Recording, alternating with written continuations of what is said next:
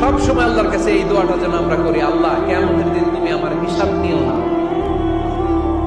আল্লাহ তুমি আমার বিচার বসিও না, আল্লাহ তুমি দয়া করে আমারে মাফ করে দিও। আল্লাহ যার বিচার করবেন ও জাহান্নামে যাবে, আর যার বিচার করবেন না সে জান্নাতে যাবে।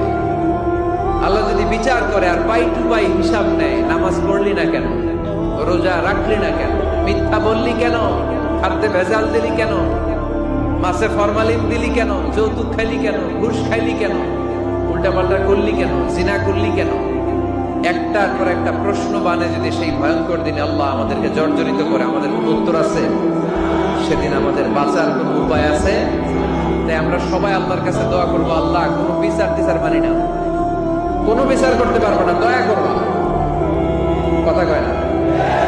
কি করবে? এবার আওয়াজ করে বলেন, বিচার চান না দয়া চান?